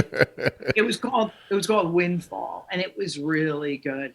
And I was like, this part was written for me, and I go, I really can't do it. I don't have the chops to do it. I think I had the acting chops possibly to get a coach and do it, but I couldn't memorize it. It was a lot. It was dense, heavy script like you have to do, Matt, in your show. And it broke my heart. I called them and I said, could you please thank them that I just can't do that? They're like, oh, we could get you like someone to coach you memorizing. I go, no, you don't understand. You will fire me. I will kill myself. I will quit. You just have to, also you don't have to like lie and say you have a skill you don't. Like, I don't think it's a failing that I can't memorize. It's just something I can't do. So you touched upon this earlier, but let's talk now about why you decided to get out of comedy and why you decided to stop, doing this thing that you were revered for and people loved you, and you could easily continue doing this right now and make money and sell out places. Was there a moment for you, or was it just an accumulation of, years of feeling like this doesn't feel right anymore? Like, what was that watershed place in time where you were just like, you know what? I'm done. I'm done. Well, I just think I started to notice my own life. The problem with when you're driven, you just go and you don't notice what's going on. Yeah. You don't notice what feelings come up. So I started to notice that every Thursday when I had a pack, I'd be so miserable that I had to go on the road. I'd start to notice that it was never enough. Like any external fix for an internal problem never works, whether it's work addiction, alcohol, food, drugs, relationships, whatever. If you're not fixing the insides, that fame, money, whatever, it doesn't make you feel any better. It works for a minute and then it doesn't. So I think I just started noticing like it just doesn't feel good. It's not fun. I wanted to get out before the audience started to notice. So 5 years before I retired, I called my business manager and I was like, when can I get out? How much money do we have to save for me to have a really small, simple life? Like just to live simply. And so it was like 5 years, did it, great. Wow, so you knew for 5 years prior that you were planning your exit strategy. Yeah, and it was just like, you're ready when you're ready. So yeah, I was like, okay, cool. And I know like some people just quit and storm off the stage like Steve Martin did, which I fully respect. But I was just like, man, this isn't, but I had to do it right because I know I'm not, gonna rely on somebody else for money. I don't have a big inheritance. I don't have like a partner that I want to, share funds with. So I'm like, oh, I got to do this the right way so I can live like a human, It was really an easy decision. I think every decision is so easy if you just listen to the insides. There's no pro-con list. It's just like gun to head, you know what you're going to do. Like I had dinner with a friend of mine last week and she's like, I think I want to break up with my boyfriend. I go, gun to head, which, what would you do? Shoot him. And I'm like, yeah, then you should break up with him. So we just all know. So I just knew it. And once I started noticing what was really going on in there. And did you do it because you, again, like you said, you're worried about offending people, making people feel bad about themselves, or was more like you were just like me with bartending, like I'll never fucking do it again? Like was it like that, like the dread of having to do this every week? It was neither because there was no real dread. It was just like, oh, I don't like it. I don't have to do it. It's just like basically like if I go to that acting class in 3 weeks and I hate it, I don't have to go back. Right. The whole thing of like, I don't have to do anything. Like, I don't have to do stand up. I don't have to use an external fix to make me have self-esteem. You know what I mean? So I can actually work on the issue of esteem without having to do a task I don't like. Like my house. I'm really a clean freak, but dusting fucks my shit up. Like I hate it. And I have a cleaning lady who doesn't know how to dust, so I don't make her do it because she'll break shit. I'm like, then I guess it's dusty. Like, I don't want to do it. It's just really interesting how when you just go, I don't, and I get that it's privileged. I get that I'm lucky enough to be able to say, I want to walk away. But I didn't walk away entitled and like I didn't know I had to save and do the right thing and, help my folks and this and that and the other. So I think when you know it, you know it. And when we don't listen to that gut, we're fucked. Are there people now that are coming up to you that are assuming that, she's been at it for a little bit. I'm sure she's dying to crawl back in. And they're like, if I got an offer for you, what the hell are you doing sitting at home? Occasionally I'll get like a couple weeks ago, I got a call from a club owner. And he's like, I'm doing the roast of anti-Semitism, which obviously I believe in. But I go, did you not know I've been retired for like 5 to 7 years? And he goes, oh yeah, I just figured you'd be looking for an opportunity to come back. I go, yeah, no. Yeah, is there a crack in the window? I mean, is there a Michael Jordan fax, I'm back? Or are you completely done? No amount of money, no deal, nothing would lure you out. The only thing that would make me do a roast is if, like, say Howard Stern was like, look, $1 million goes to the North Shore Am League. Or, if it was something that was that fucking much money for some cause I actually care about, which aren't many, I'd be like, oh, obviously for that, I'll do it. Like, that'd be insane not to. It'd be kind of like asinine. But no, I mean, like, I don't need anything it has to offer. It's really interesting. It's great to not need anything. It's very freeing when you think about so it. the Ruth stage roast of Austin Pendleton. We can't count on you to do that. Oh my God! Maybe I'll write some jokes for you, and you could do that. I mean, he's not long due for the world. This opportunity might not last too long. It's true. This might be going soon. Like tomorrow, maybe. So, what is Lisa's day to day now? I mean, you sound very free. You look great. Yeah, you look great. You look great. You just sound like you're living life on your terms, which is wonderful.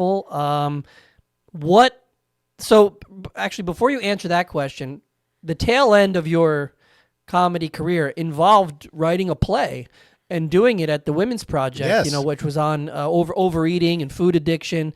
Are there any plans to write future plays or do anything else in the world of playwriting or acting? I mean, what brought that up? Like, what made you decide to do that? You are a good writer. Yeah, and is there more coming in that avenue? I think I wanted to get out stuff that you can't say in stand up. So like the stories about, those 4 women on stage and stuff, the play were all different body types and had all different eating issues and body issues.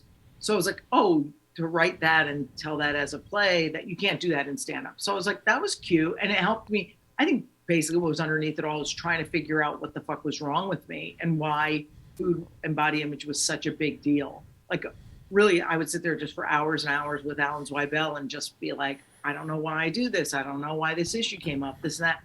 So, I mean, that was a good thing in self-involvement. And then we did it at the West Side Theater, which is the theater that Vagina Monologue started at. And it didn't sell well. I thought it was going to resonate. I don't think it's a comfortable subject, so it didn't really ever find its audience. So I felt a lot of shame about that. But then when I think about it, I'm like, I was pretty badass to fucking raise money and do this show at the West Side for, this limited run, like whatever. So then last year, I had a haunting feeling about April of last year. I was like, I've failed at so much stuff. I want to do a little cabaret show called Lisa Lampanelli, Big Fat Failure, about all my failures, because it will help people feel less alone in their failures, because they look at me as a success. So if I tell them all the shit that there's a great Michael Jordan commercial for Nike that's called Failure, and you should. I don't know if you've ever seen it, but I mean, it's one of the best commercials I've ever seen. And he's talking about, I've missed all of these shots. They entrusted me to try to win the game, and I missed it. And the through line is basically, I've failed over and over again in my life, and that is why I succeed. Yeah, well, actually, that's not true for me. I don't think I fail and then succeed. I think there's things I wasn't supposed to do well, and I was just supposed to feel whatever grief or sadness came from that and then learn from that. You know what I mean? Yeah. So in other words, the play didn't sell and felt really bad. I think it was a great practice in grief, in that you're going to lose some things. Everything you do isn't going to hit it out of the park, and it's sad. And I think people are too afraid to be sad. People are too afraid to experience grief and loss. And it really helps you be a better person. You're more empathetic and compassionate. So in that Big Fat Failure show, it was all like fun songs and parodies, and then there's some really, really sad stories. But like my big failures were like the play and the podcast that didn't take off, and my anger issues. But yeah, but you've turned them all into, like, maybe not. It didn't lead to success with comedy, but it's leading to success as a person and as a like human, personal, yeah, personal Yeah. involvement. So I mean, Yeah, your I- failures were successes when you think about it. yeah. Well, I mean, I think it's personal success. You're right. Like, And what's better than personal? There's nothing better Nothing. than feeling good. And Exactly. I mean, you've touched a lot about. It seems like not feeling good about yourself, having low self-esteem. I mean, I've dealt with that. I think everyone has dealt with that. I mean, Well, it's not a universal me. I'm thing. not a failure, and I have very high self. I love that for you. I love your journey. But that's what makes it so. That's what makes it so relatable, and like no one's Teflon, you know. Well, I think that, so even just writing about failing at anger and writing about failing at like gaining 20 pounds, even though I lost 107. I gained 20 pounds since Cat on Hot Oh, he's been Roof. eating like a pig since I don't know how to. Yeah, we were talking last episode. We're gonna call the show Fat Bastard, and it's gonna be me. Well, I mean, but the thing is, I mean, when you so publicly have success for something, and then you're just like, oh my God, you have shame around it. And just writing the stories, I felt something lift. And then just saying them out loud and lifted even more. I was like, holy crap, this is really healing. So thank God, I did that show last year, and I was like, I don't have to do it again. Like, it really did for me what it was supposed to. So now everything any desire to create something or do something right now, I feel like, wow, look, I don't have to do anything. I'm at peace with all of it. But if something comes up, I'll obviously Entertain it. I'll Yeah. write about that or whatever. But right now, it just feels really calm. Yeah, I mean, you're still a very young woman. Well, it doesn't matter because, I mean, hey, we could all die tomorrow. True. I've done enough. I don't feel like never say never kind of thing as far as like, will I ever write another thing? Maybe not. Doesn't matter. Like, the whole thing is with this shit, it like doesn't. What's so funny is so little matters. What That's the really best thing, yeah. is am I nice to this person? Am I helpful? Am I useful? Am I, we just had a good friend die who's 55 years old, and all I cared about, thank God he's got family, but I was like, how can I be useful? And just the idea that I could run around and help with the thing and help with the setup and do the food that's what makes me happy. So I think when those things come up, you go, oh, that's why I'm here. Yeah, I also think that, do you ever think about your place in history and how you have impacted people? I mean, how many comics that maybe you don't even know are doing this because you inspired them to do this? I mean, do you ever step back and think about that? Well, what's weird is I don't care. Like, I think that's a lot of ego, and I think it's fine, but I'm just being truthful. Like, it doesn't matter. Like, literally, Nikki Glazer is so great. She's a good friend, and she's like, oh my God, this is the part I like. When she goes, I remember when I was opening for you in Kansas City. I had been doing comedy like a year, and I was the MC, and you were so nice to me. I would go, I was nice to you. And she's like, yeah, that's what I like that. Like, Yeah. I do, like, some people say, oh, and I meet with 3 guys, friends of mine who I do writing with. I help them with their jokes. That feels good. But I don't care about legacy. When I saw Hamilton, I was like, that's what hit me most about it, when it's that whole line of, you have no control, who lives, who dies, who tells your story. All I care about, if people at my funeral are like, oh my God, she helped me with this, or she was nice, or she sent me a Father's Day gift and I usually don't get that or whatever. I'm like, that's what I want. Like, I don't want a New York Times obit. I don't care. Yeah. I care about like Being a good person.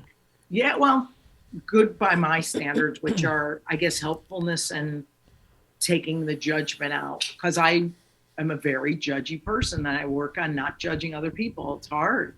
So, and I got to take judgment off myself, judgment off them. So I don't really care about the business side. I think it was just a small part of my life that got out of control. So you don't care that somebody may regard you as the greatest female comic of all time? No? Well, they never will, but I think. Well, I do, so there's one. That's two right in here. Scal, lift the arm up, Scal.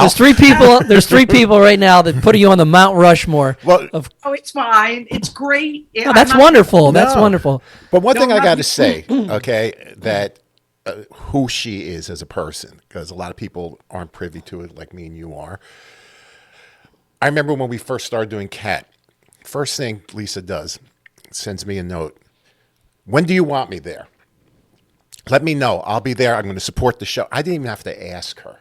Of Of course. course. And she did it again for the second time. Yeah, you came both times. Came both times. Not only that, she comes opening night on the first run.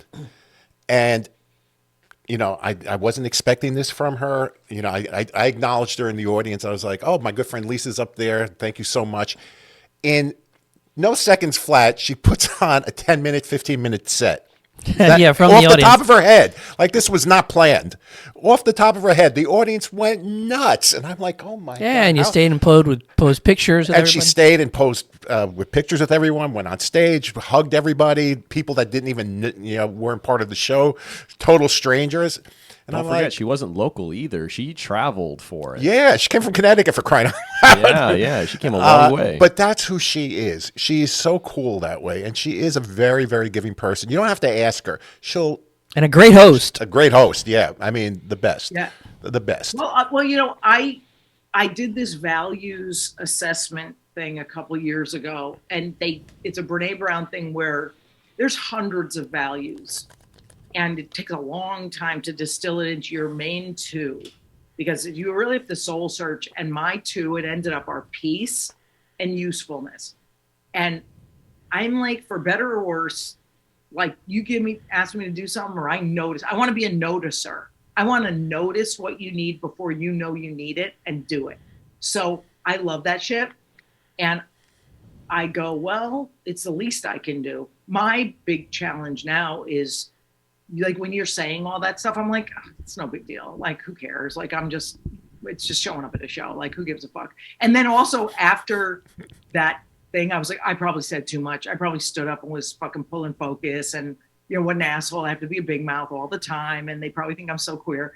And I just like, so those are my challenges of going, oh, I did too much or I didn't do enough. So again, I have to find peace with the amount is fine. Like I never feel like I play with my dogs enough. And I have to just say, Jesus fucking Christ, I rescued you three. You got food and water, and you go to the bathroom and you shit all over my house and I don't get mad at you. Like, you're good. Yeah. And So Parker has all those allergies and stuff. Oh, the poor thing. The poor I know. thing. You have to feed him all this special food. And they eat better than I do. I mean, honestly, today I was like out of dog food. So I ground up, get this, a fucking actual steak from David Burke and a fucking ham. And I grind it up so it's little so they can eat it. I'm like, they're eating better than I am. So again, I have to let go of that pressure to be so useful all the time. But again, if friends want you to show up at things, I read that I heard a podcast where Tracy Ellis Ross says something like how she's a barnacle onto other people's families and she won't let go. And I'm like, fuck yeah. Like, you got to pry me away from your show, Joe. You got to pry me away from your game night. You got to tell me I don't like you anymore for me not to show up. So I think that's just like how I want to be in the next 30 years.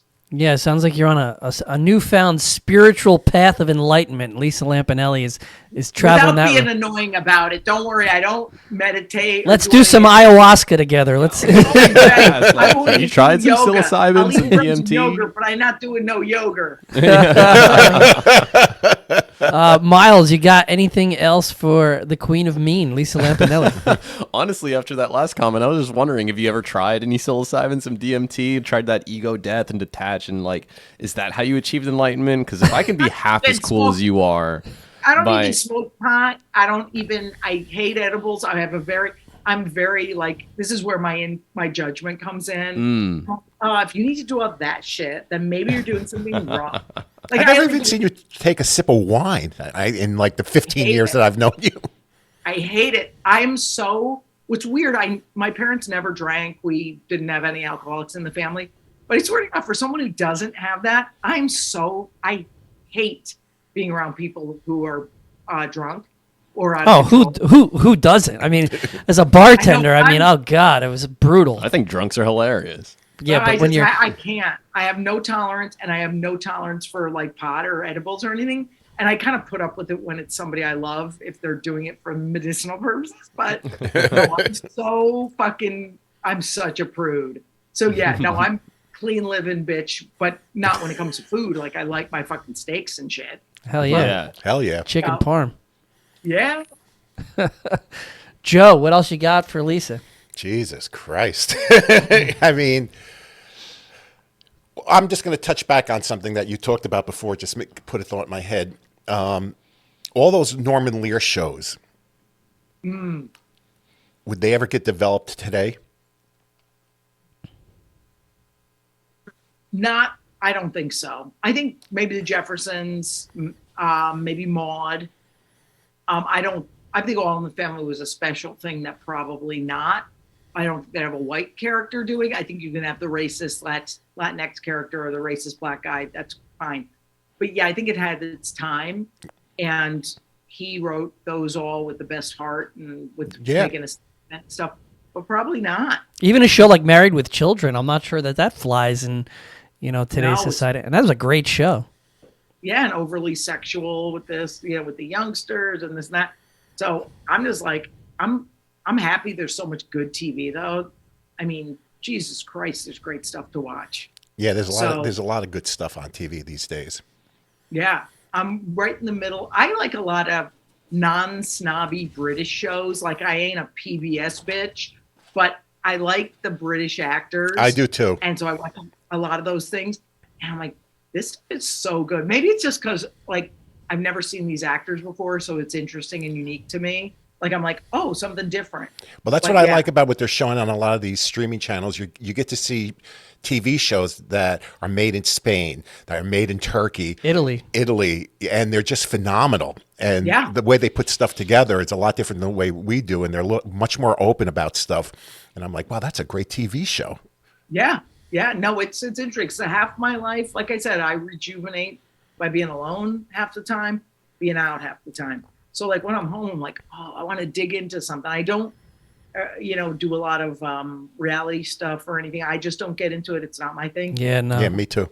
Yeah, and I'm just like, oh, okay, but it's good to have something nice, little, like, honestly, like, cobbling together a nice little life is it's hard after retirement because you feel it's so wrong to not have a purpose, and it's so wrong. And I'm like, oh, it's not. It's freaking great.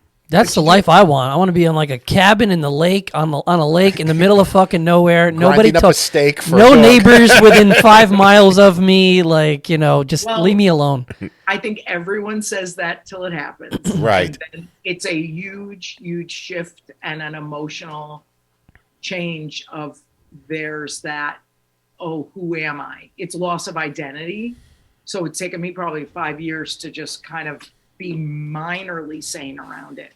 It's really hard going from big to small. Sure. Well, totally worth it, So speaking for going to big to small, I better go because I'm fucking starving. Like, I literally, with my stupid ass operation, I literally have the smallest stomach in the world, and I have to eat every 3 hours. I'm fucking dying. I feel like I have such a fucking low energy now. All right, well, But don't pass out. We took all your energy. We're energy Oh, no, I vampires just here at hope I'm Root not- Stage.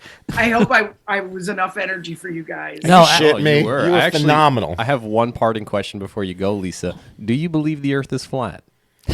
Who doesn't? Exactly. Let's end it right there. You heard it from Lisa Lampanelli. Who doesn't? I have one parting question, really quick. Of all the people that you roasted, the celebrities, was there one that stuck out to you? Like, that person was a genuinely cool person. I might not have known them very well going into the roast, but I've maintained a relationship with them since, or I really enjoyed, meeting them in that brief moment, and they were a genuinely good man or woman.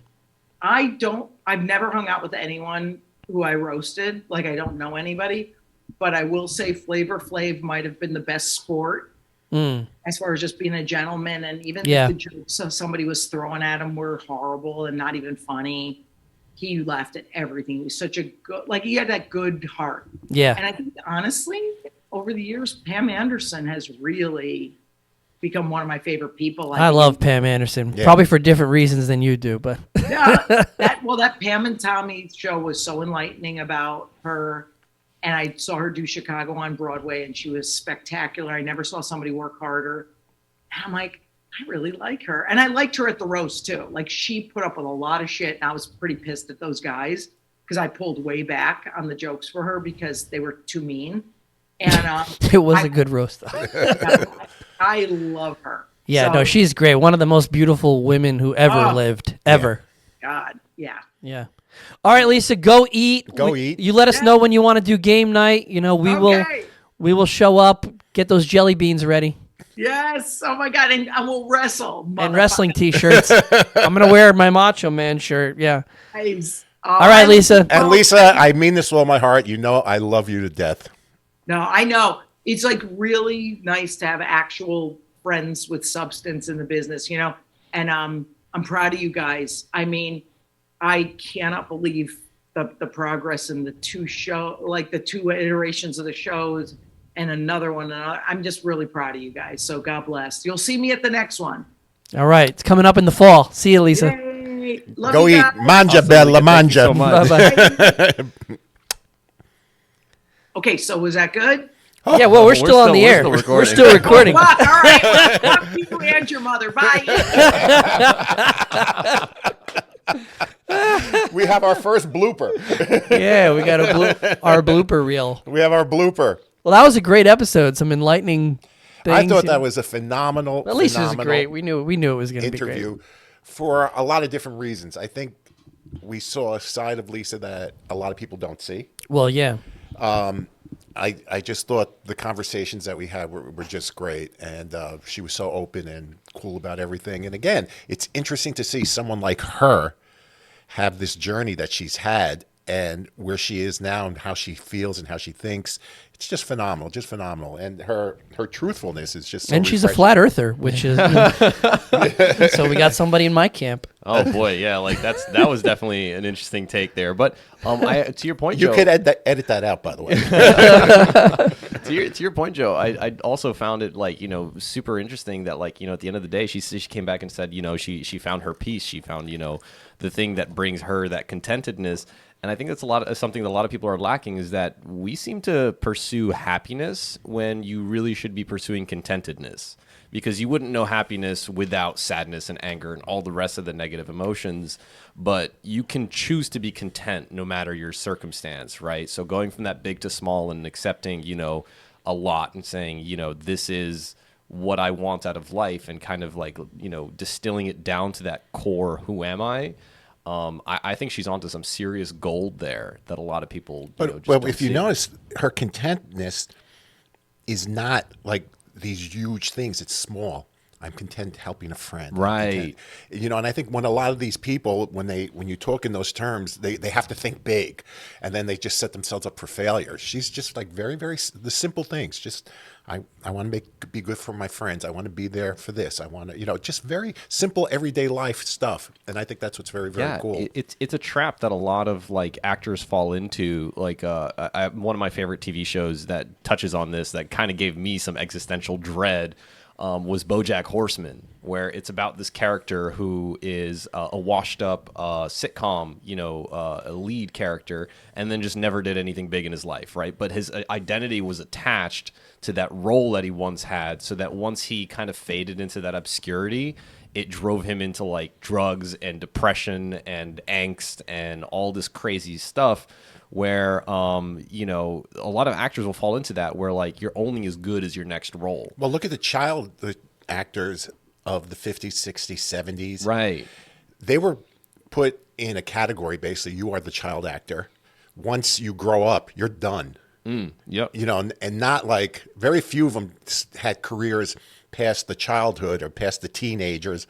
Shirley Temple. Look at Shirley her. Temple. I mean, I'll Leave It to Beaver. All those dudes. I mean, that's how you get a Miley Cyrus, right? Where she starts to overly sexualize herself from like as soon as she hits 18, right? Her tits are out, because they're fighting for that relevance. They don't want to be that kid anymore. Right. But no one wants to hire them either. That's the other problem. Yeah. But if you choose that contentedness, if you choose, that like I do things because I want to make my friends happy, I want to help my family, you just find more satisfaction out of life. And I think that's a lesson we can all learn. What does Miles want out of life? 10 years from now, where does Miles Skalli want to be? I don't know. Besides still making sizzle reels for Ruth Stage. I'm still young and ambitious, so I want quite a lot.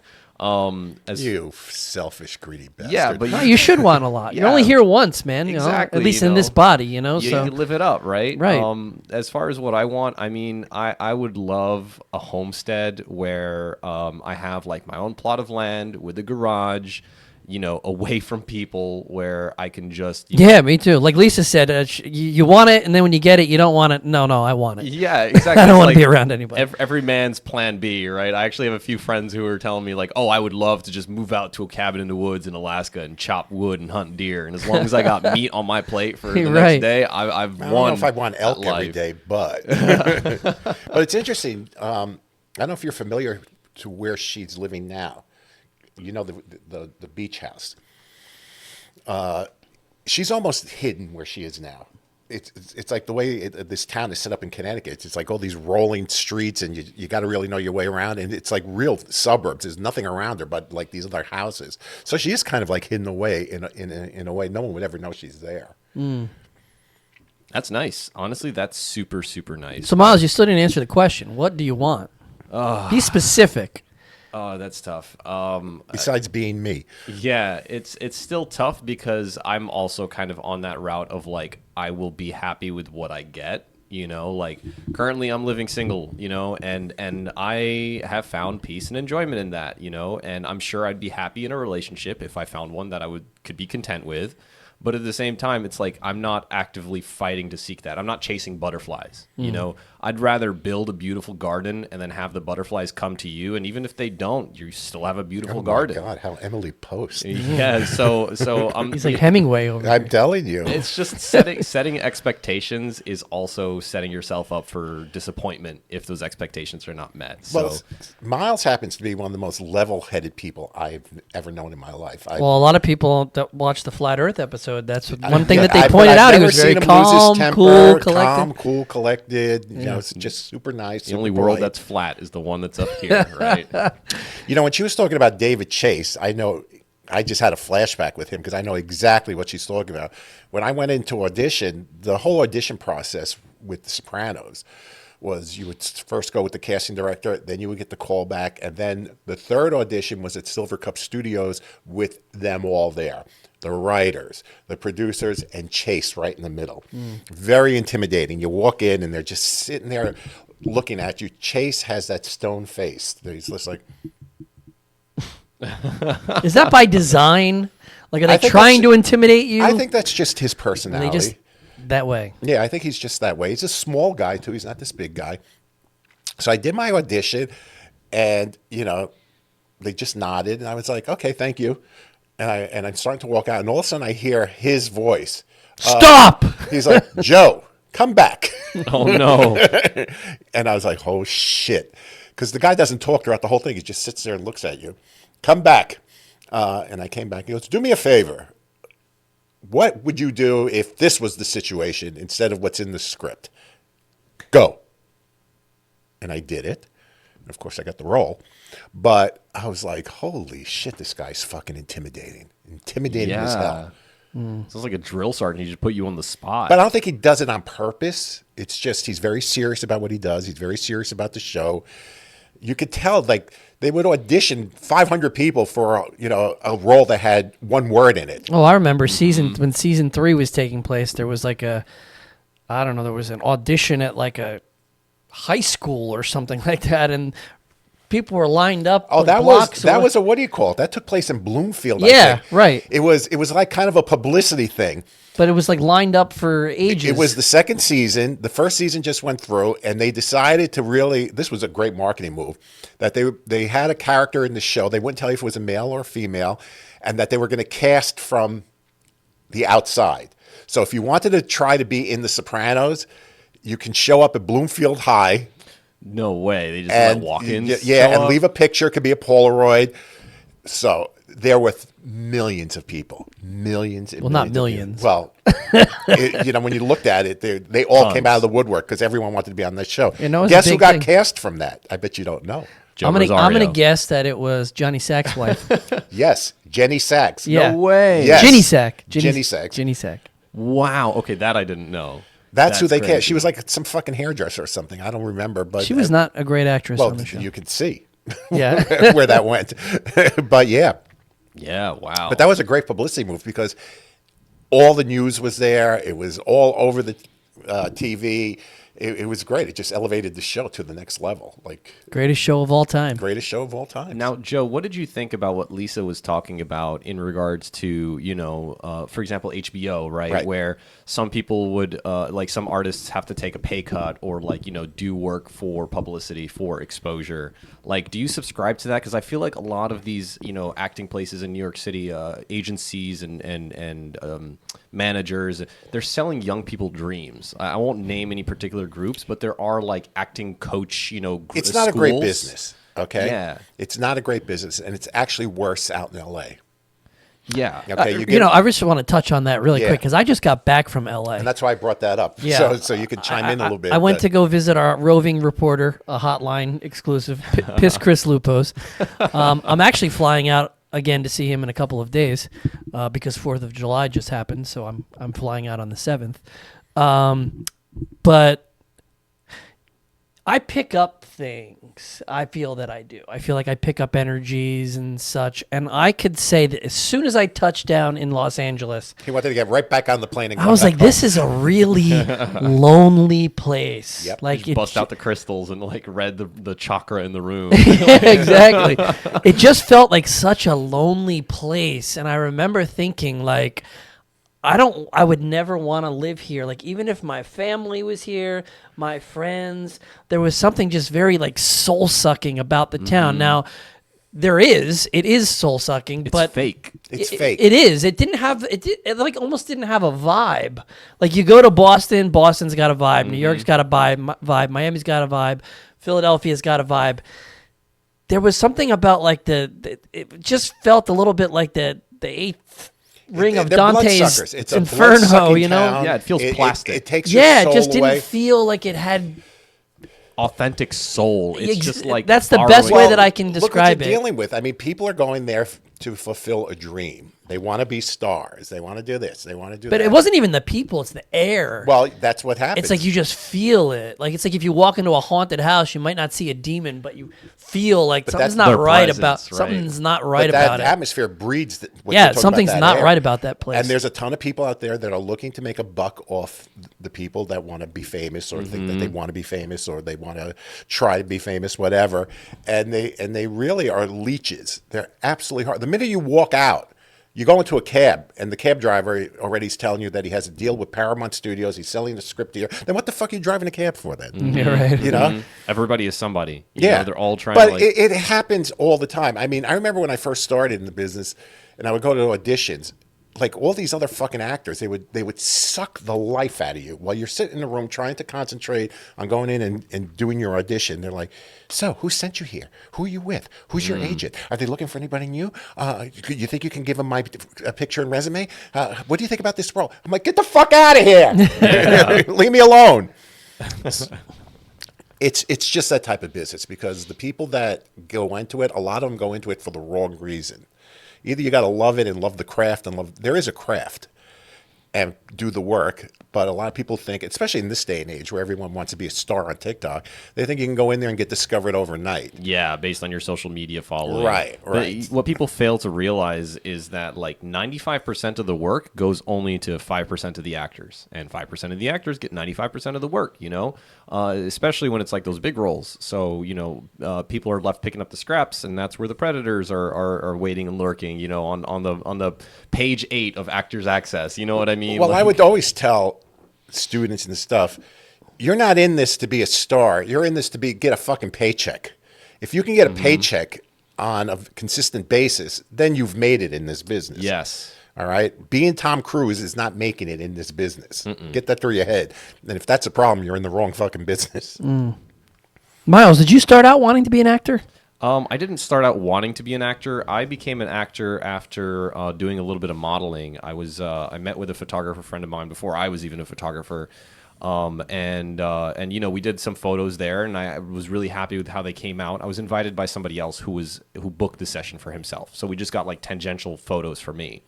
And then after I got those headshots and was really happy with them, I was driving home, and on the radio there came on an advertisement for this group that no longer exists. They went out of business for some sketchy dealings like we talked about.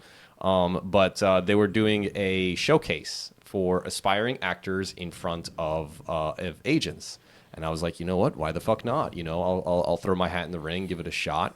And that was my first step into the world of acting, where I started working with this one agent that I got through that showcase, but just wasn't booking.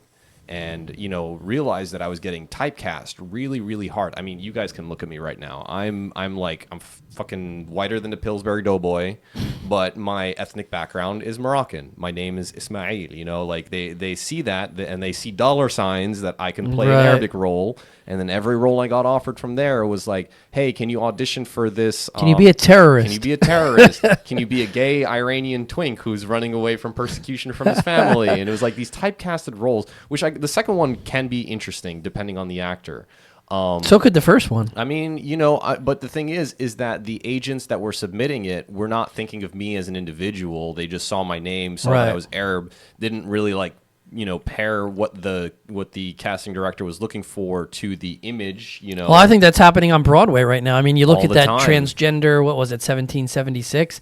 I think it's the same thing. They didn't look at them as individuals. It's like, ooh, they're transgender. Let's try to make a buck off of this woke culture that's happening They're right checking now. off boxes. Exactly. I mean, I'm not brown enough. I'm not bearded enough, and so for me, it was a frustrating experience to continuously get typecast, not get the roles, which wasn't helping me, progress my career any further.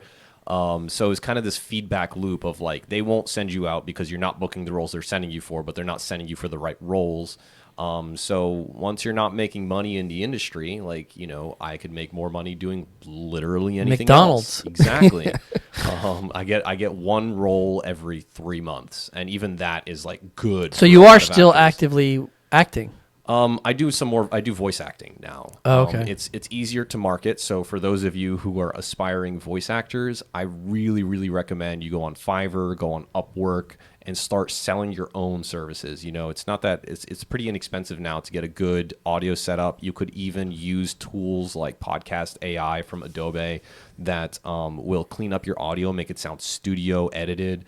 And super clean, and you can sell that service. And then once you start doing like those short animated series for somebody on YouTube, that becomes a portfolio piece, a resume piece, and then that's kind of how you start building that brand. You start building that review on Fiverr, on Upwork, on those freelance websites.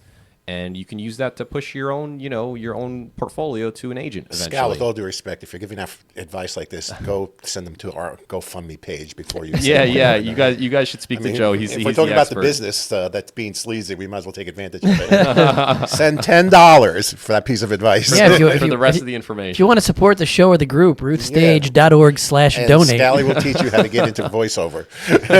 Speaking of Skalli, he does great video work, and he does great photography work, and he just recently dropped our new sizzle reel. Yes. And we got a little blowback from it. Oh, that's right.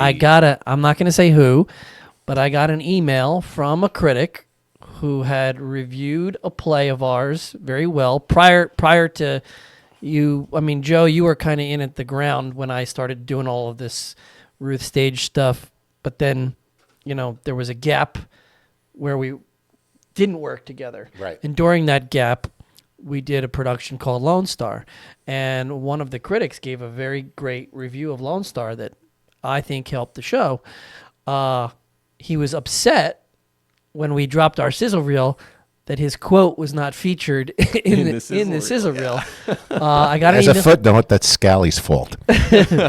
Yeah, I specifically singled him out. I did not want him in that sizzle reel. yeah, it was like 1:00 in the morning. I get this email, and it's like, is he really genuinely that upset that I didn't put his quote in the Who's sizzle reel? emailing at 1:00 in the morning? So my theory is He was that butthurt. Yeah, butthurt for sure. But he sounds like a salty ex-girlfriend. You know what I mean? Drunk off her ass, texting you at 1:00 in the morning. "Hey, Yeah, I we'll saw be you back." out with that girl the other night. Yeah, I guess it's exactly. over. Bye. Well, critics are like ex-girlfriends. I mean, they really are. They want to be the ones to be the first to say how great the show is. They don't want to be, behind everybody else.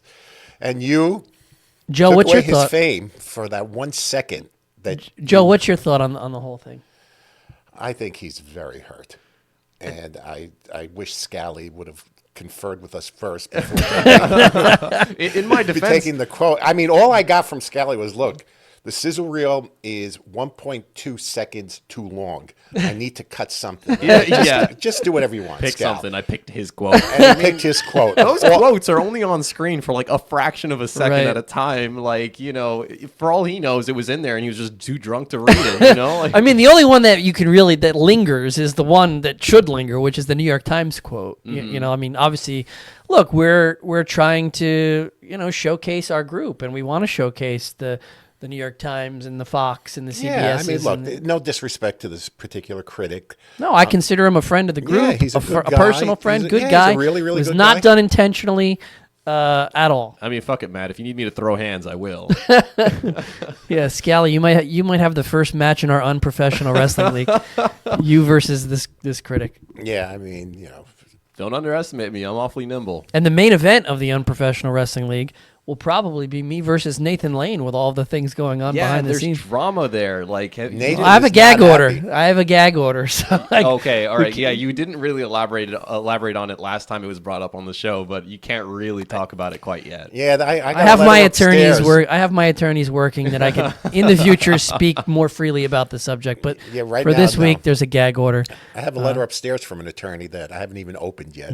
Nathan Lane obviously not happy that on our premiere show I said that I don't get excited when he comes back to Broadway. So definite feud brewing there. Looks like we got 2 matches lined up for our unprofessional wrestling league. Miles versus this critic in a steel cage match. I'll be the opener. You guys can have the prime We'll be the time main slot. event. Me versus Nathan Lane. 2 out of 3 falls. Falls count anywhere. We got to wrap this up with Yep. Joestradamus. So Joe, what's the prediction? Well- Get that crystal ball and let's find out what you're thinking. Last week or 2 weeks ago rather, it was Bobby Kennedy Yeah, Junior. Jr. Oh God, there's so much stuff coming. Getting through. so many visions. Yeah, Wisdom flowing into him. Which I one do gotta- you pick? I gotta try to Pick one. Okay. Wow. It's coming in very clear. I can This see. one's coming in really, really clear. I mean, it's tough to. I'm having some crosswaves, and the crosswaves are because I can't figure out if it has to do with people in this room, or people outside this room, or both. Spirits. But something's going to happen in maybe a year from now, the summer of 2024. That's big. And it's a project. And it involves the people in this room. And people from Los Angeles, who we were just bad-mouthing, right? But no, they're actually coming to us because they want something that we have. And they want it in a really bad way. Sounds like Matt's getting a settlement from Nathan Lane. You know, he's about to earn $5 million. Oh wow! I just got a bolt from Nathan Lane. So what is the prediction that big things are coming in 2024 for Big Ruth things are Stage? coming in 2024. I don't know if it's going to be exactly for Ruth Stage, but we are involved. All of us in this room are involved. You've almost got me believing that you're a psychic right now. It's big. I'm being like real serious. It's really, really big, and they're persistent. Wow. And we don't want to be so easy with them, but they are coming after us. Holy shit! Nathan Lane just came in again. You know what he wants to do? This is another prediction. In December of this year, he is going to offer Matt a role Oh, okay. that Matt is going to turn down, and he's going to use that against him. Oh boy! How Wow. dare you turn down a role that Nathan Lane is offering you? The plot thickens. The critics are going to go haywire. Well, I mean, elaborate storylines. are Oh the- shit, he just left the screen again.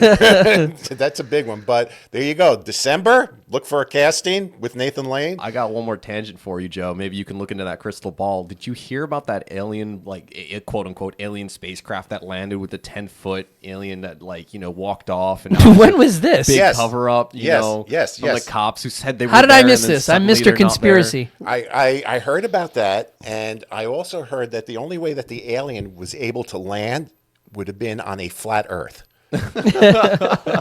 He couldn't land. The way his spaceship was Wait, are you set guys up- being serious about a 10-foot alien? Serious. When about did it. this happen? This happened, well, today is July 5th, Yeah. is it? Yeah, exactly. So this happened a couple of weeks ago, and apparently there was like this blue-green streak across the sky, and this family came out, and it was corroborated by a lot of neighbors, where they went out there and they were scared, and they thought it was a coyote, but it wasn't a coyote. It was like How 10 could they feet think it was a tall. coyote in the 10-foot sky?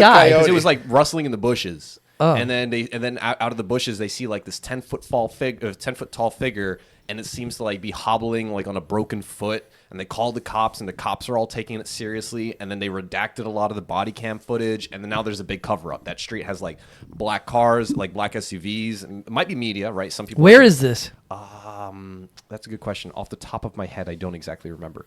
But there was some sort of cover up where like the body cam footage was redacted, and now they're saying there was no cops who responded. So you know can't what, see anything Scal? on YouTube All this then. shit happens all the time. on Whenever you CNN. see one alien, all of a sudden now the news gets inundated with a couple of months worth of aliens, and then it just stops. Yeah, but there's definitely something. I mean, out at the there. end of the day, it was Well- just Shaq O'Neal just taking a Shaquille little O'Neal. walk, Shaquille O'Neal. just taking a little walk, hiking around, and that was that. I mean, I'm Mr. Conspiracy Guy. We should do an episode on this in the future. But are you guys aware of the fake holographic alien invasion that is coming? Is it in the summer of 2024? Maybe that's what Joe's referring Maybe to. that's what. But apparently, in order to execute the NWO, not the one run by Hulk Hogan, that's the real NWO, but Right. the fake NWO that the world governments are trying to put together, they're going to stage an alien invasion. That's why they're doing all of these holographic things, because they're testing it, and they want to feel like an Independence Day scenario where the countries of the world unite to defeat the defeat these aliens, so that we can all now be under a one world government. So if you do see an alien spacecraft in the sky, it's just a hologram. It's just a hologram. Drone 2030, I think it's called Project something. It's supposed to be 2030. We'll talk. We'll get into noticed, Matt has this amazing tan, which is not a hologram. that. Yeah, I was at the beach. He was at the yesterday. beach. I was at Ocean Grove, and speaking of Ocean Grove, does that have anything to do? Oh my God! With what you're I'm not talking? even touching this thing, and it just gave me a bolt. Summer of 24, something to do with Ocean Grove. That's all I'm going to say. Yeah. Okay.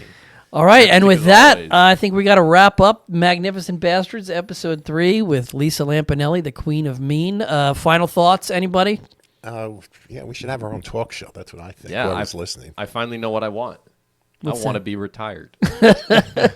Didn't even You start know yet. what? He She wants to put her retire. time in. She worked hard. Yeah. Yeah, she being definitely did. stand up She is earned not it. easy. She earned it, She was being kind, but I know a lot of people that go through hell just Sure. with bookings, not getting paid, the shit that they had to go through with clubs. I mean, it's a hard life. It's a really, really hard. You're on the road all the time. I want to take callers. We got to get some callers. We should. When we start doing this live. Yeah, when we start doing this live, we got to get callers. Hey, gotta say, that Flat Earth episode performing magnificently. A lot of downloads, a lot of views. Conspiracies are the way to go, guys. I'm telling you. Yeah, I'd say it's time to wrap this up. Yes. I've had enough of Flat Earth. Flat Earth for a Dave while. is coming back. When will that be? Only we know. Oh, dear God. Goodbye, everybody. Take care. See you next time.